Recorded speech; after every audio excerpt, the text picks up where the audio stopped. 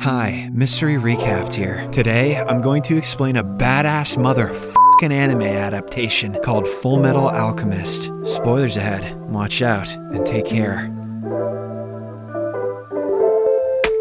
The movie is based in a fictional town of Rizembul, where people practice a rare form of art known as alchemy. Using this art, one can mold common metals like iron and cobalt into precious ones like gold. There are also people who use this art for transmutation, that is, to resurrect dead humans. However, it is not safe at all. Rumors say that if the procedure goes south, there are grave consequences. I heard one guy even lost his dental. In the first scene, we are introduced to the Elric brothers, Edward and Alphonse, who have been self-learning alchemy from a young age. They mostly use books from their library to carry out their experiments. One day, they prepare a toy and happily show it to their mother, who congratulates them with a warm hug.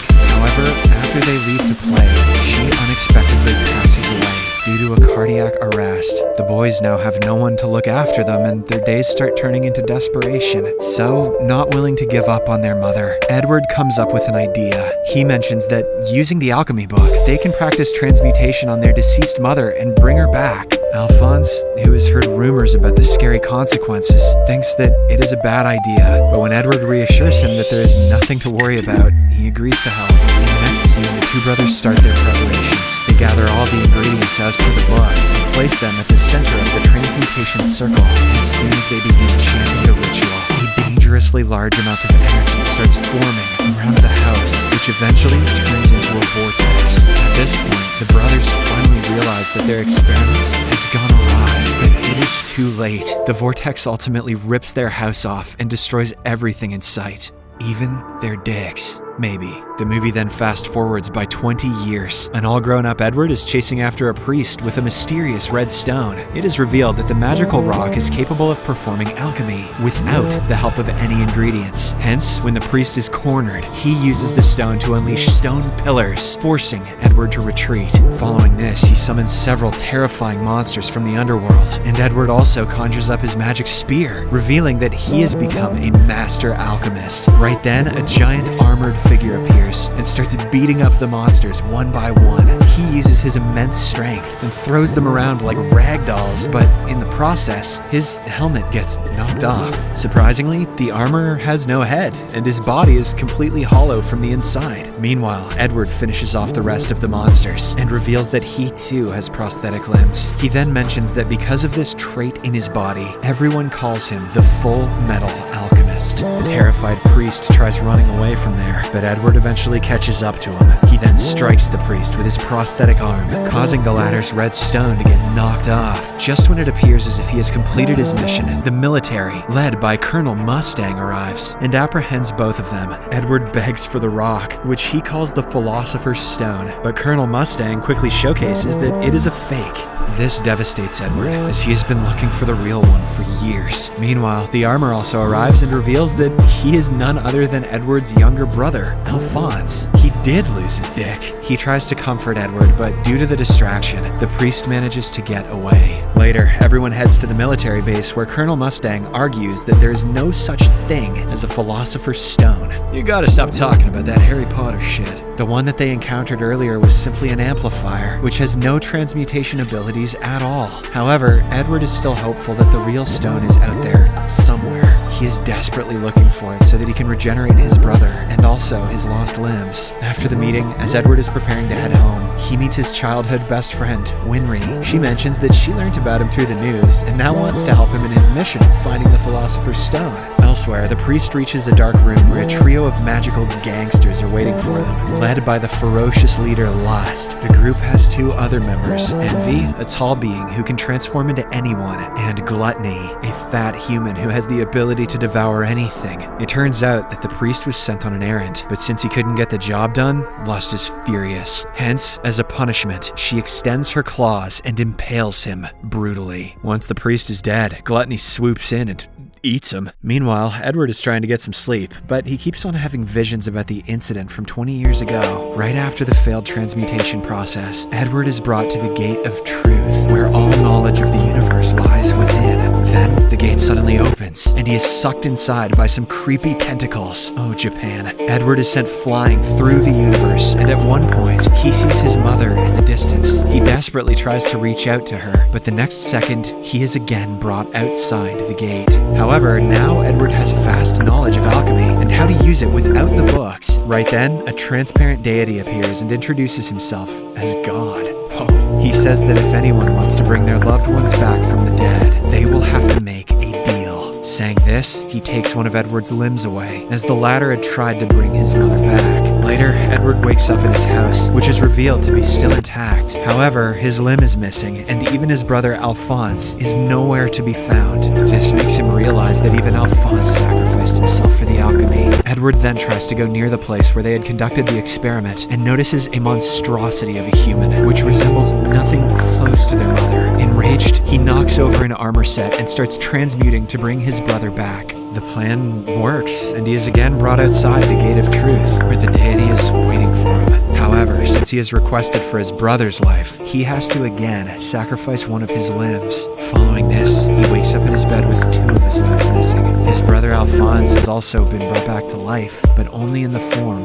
of armor. Back in the present, Colonel Mustang takes the brothers and Winry to an experienced alchemist named Tucker, hoping that he has some information on the Philosopher's Stone. Once they arrive at his mansion, Tucker shows them his inventions. He has created some hybrid organisms by fusing different animals with one another. He then reveals that some years ago, he was a prominent state alchemist working for the government, but unfortunately, all his experiments were deemed useless, and so he was kicked out. Now, he is trying his best to come up with different inventions so that he can be reinstated back to his position. Somehow I don't think inventing cat dog is going to do that for him. In the next scene, Tucker and Edward have a private meeting where the latter reveals his entire story and why he is after the precious stone. Tucker mentions that while he doesn't know its exact location, he will definitely help in retrieving it. Following this, Edward and Winry board a train to another city. They are attempting to meet Dr. Marco, another scientist who apparently knows about the Philosopher's Stone.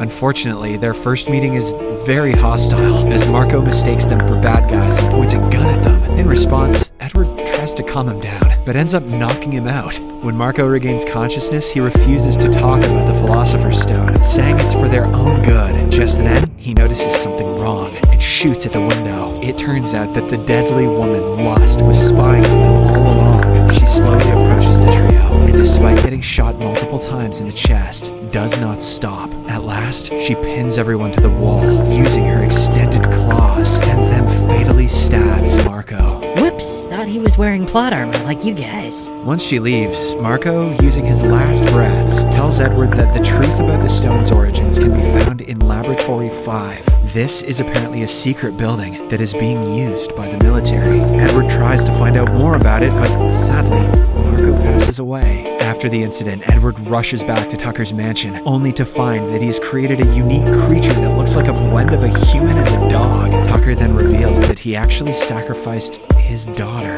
and pet dog for the sake of his experiment. Furthermore, the previous creature was made from his wife's body parts. Hearing this, Edward gets enraged and starts beating Tucker up. He almost kills the mad scientist, but fortunately, Alphonse arrives in the nick of time and stops him. After Tucker is apprehended, Edward starts going through several books in hopes of finding out about Laboratory 5. However, even after weeks of research, he doesn't get a single clue. But one evening, as he is still in the library, the military general arrives there and reveals that Laboratory 5 is actually the nickname given to the military cannery that is no longer operational. Hearing this, Edward immediately summons his team and rushes there. Meanwhile, one of the senior captains of the military does additional research on Lab 5 and finds out that it is actually a large transmutation circle. Apparently, something is being created there. He tries to inform his superiors about it, but unfortunately, Lust stops him from doing so. Somehow, the captain rushes out of the house and enters a payphone to call his general, but Envy takes up the form of Colonel Mustang and kills him. The plan is to frame the colonel and put him behind bars for a long time. Unfortunately, the plan works, as a few bystanders witness the incident and immediately report it to the authorities. Elsewhere, the mad scientist Tucker also escapes from captivity. In the next scene, Edward and his friends are apprehended by the military on grounds of being associated with the murderer Mustang. king. They're then locked inside a room, but Edward, using his quick thinking, quickly frees the group and helps them escape. Following this, they steal a vehicle and arrive at Laboratory 5 premises, where Colonel Mustang is in a standoff with another lieutenant. To everyone's surprise, he snaps his fingers and lights the lieutenant on fire. Just as it seems that Colonel Mustang has gone insane, the burning lieutenant suddenly transforms herself. It turns out it was Envy in disguise. Soon, the rest of the bad guys arrive, and Lust stabs Colonel Mustang in the abdomen, injuring him severely. Then she flees the scene, with Edward following her closely. Soon after, Edward arrives at an abandoned room where a large transmutation circle is drawn. Before he can even make sense of the situation, the mad scientist Tucker shows up. He brings out a Philosopher's Stone from his pocket and reveals that these things are actually mass-produced inside his facility. In fact, it is the military that is carrying out the operation. Tucker then reveals that in order to bring back someone from the dead, a sacrifice is compulsory. So, the high-ranking military members were bringing back their loved ones at the expense of prisoners. Hearing this, Edward is taken aback and disgusted, but before he can inquire more, Lust arrives in the room and kills Tucker for revealing too much information. Here, we get to know that Lust is a homunculus, a rare but powerful breed that is artificially created using alchemy, kinda like Moist Critical. Just then, the general, who is the mastermind behind all of this, also arrives. He explains that he did all of this to create an army of supernatural beings, and that Lust is one of his best warriors. He then turns on the power inside the room, revealing thousands of lifeless creatures inside their pods. After this, the general injects the Philosopher's Stone into a large tank cylinder, and when the solution enters the creature's body, they start coming to life, one by one. The general is excited to see his babies finally take their first steps, and goes to greet them. But to his dismay, they immediately corner him and start tearing him up. At the same time, the Colonel, Alphonse, Winry, and the other generals also arrive at the room and team up with Edward to take down the monsters. At first, they are easily outnumbered, and it appears as if they are going to be killed. But then, Colonel Mustang figures out that in order to finish off the creatures, they have to strike their heads. Using this technique, the group eventually starts making some kills. However, the creatures just keep on coming. So, Edward and his team are forced outside. There, the battle continues, as Lust and her goons also show up. Colonel Mustang, who is still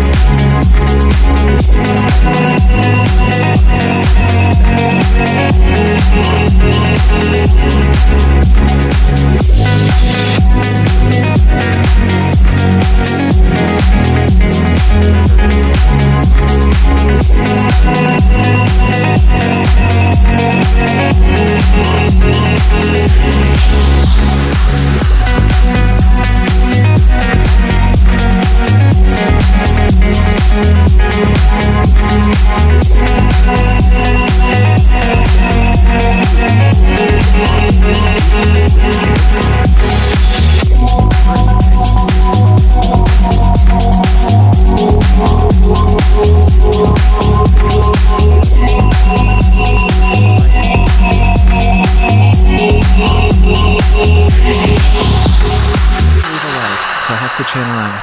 Thank you for watching.